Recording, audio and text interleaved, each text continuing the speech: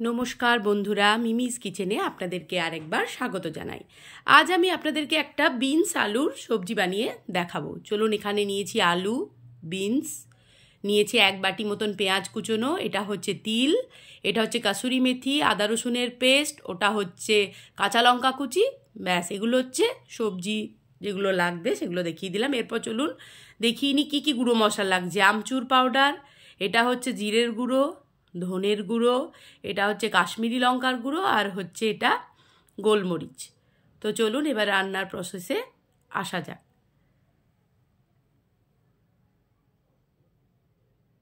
আর একটা যেটা ভুলে গেছিলাম সেটা হচ্ছে গোটা জিরে, সেজন্য আর একবার দেখিয়ে দিলাম। জিরেটা আমি প্রথমে দেখাতে ভুলে গেছিলাম। এরপর কড়াই বসিয়ে দিয়েছি, কড়াইয়ের মধ্যে দিয়ে দিলাম বেশ খানিকটা সর্ষের তেল। সর্ষের তেলের মধ্যে দিয়ে দিলাম গোটা জিরে। জিরেটা গরম হওয়া অবধি অপেক্ষা করতে হবে। জিরেটা যখন গরম হয়ে যাবে ফোড়নটা, তখন ওর মধ্যে মিহি করে কুচিয়ে রাখা পেঁয়াজটা আমি ওর মধ্যে দিয়ে দিলাম। এই সবজিটা অতি কি বলবো, সুন্দর খেতে হয়। এটা রাত্রেবেলায় রুটি দিয়ে খুব ভালো লাগে, বিশেষত শীতকালে এটা দারুণ লাগে। অসাধারণ একটা বিনস আলুর তরকারি। আপনারা অবশ্যই বানিয়ে একবার খাবেন। যদি এইভাবে কোনো দিন না খেয়ে থেকেছেন তো আমার রিকোয়েস্ট রইল আপনাদেরকে অবশ্যই একবার ট্রাই করতে পারেন, ভীষণ ভীষণ ভালো লাগবে। পেঁয়াজটা যখন মোটামুটি ভাজা হয়ে গেছে তখন ওর মধ্যে আমি তিলটা দিয়ে দিলাম। ছোটো বাটির 1 বাটি মতন আমি সাদা তিল অ্যাড করে দিয়েছি। এবার ভালো করে ওর মধ্যে দিয়ে আমি ভেজে নিচ্ছি।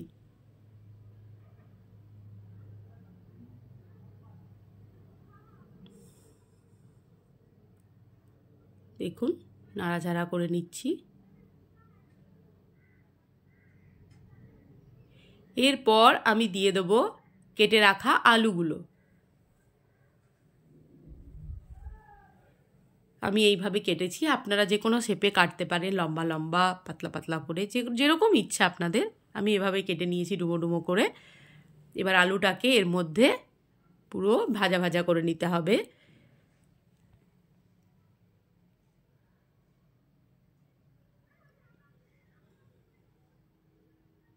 এরপর দিয়ে দিলাম কেটে রাখা কাঁচা লঙ্কার টুকরোগুলো।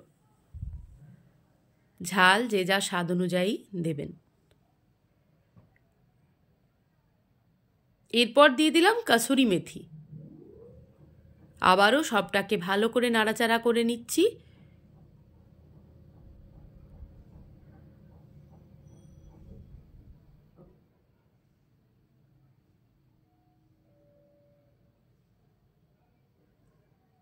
এরপর অল্প সামান্য জল দিয়ে আমি এটাকে একটু মিশিয়ে নিচ্ছি। এবার দিয়ে দিলাম পরিমাণ মতো নুন।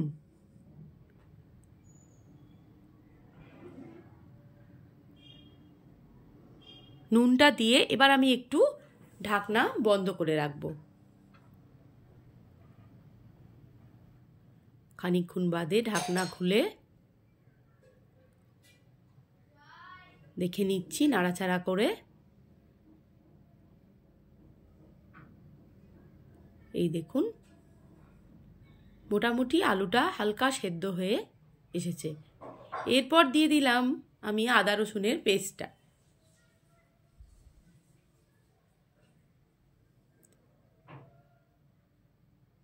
তারপর দিয়ে দেবো আমি কেটে রাখা বিনসের টুকরোগুলো।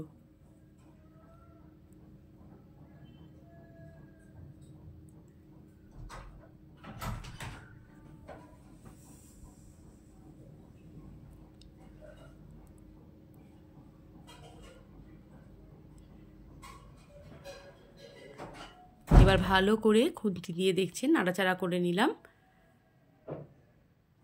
এরপর একের পর মশলাগুলো দিয়ে দিচ্ছি, যেমন জিরের গুঁড়ো। এবার দিয়ে দেবো আমি ধনের গুঁড়ো।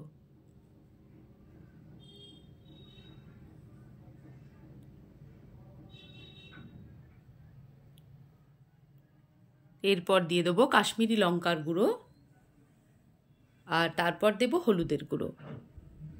এবার সমস্ত মশলাটাকে আমি ভালো করে সবজির সাথে মিশিয়ে নিচ্ছি।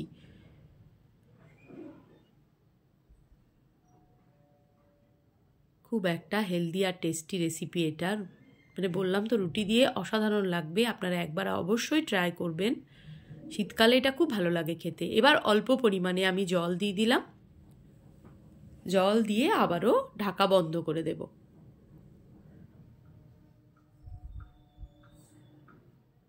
এবার খানিকক্ষণ বাদে ঢাকনা খুলে দেখে নেব, নাড়াচাড়া করে নিচ্ছি।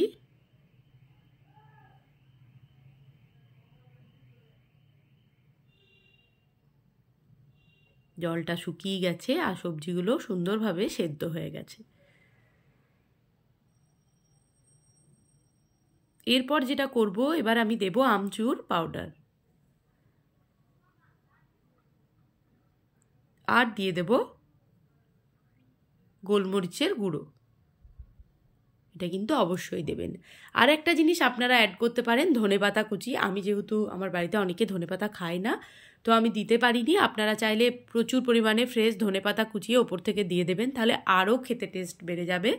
আমি ধনেপাতাটা ওই জন্য স্কিপ করেছি, তো আপনাদের ইচ্ছা হলে আপনারা দিতে পারেন। তাহলে তৈরি হয়ে গেল আমার বিনস আলুর সবজি।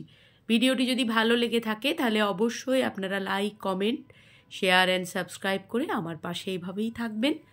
সবাই ভালো থাকুন, সুস্থ থাকুন। আবার দেখা হবে আমার পরবর্তী রেসিপি নিয়ে। নমস্কার বন্ধুরা।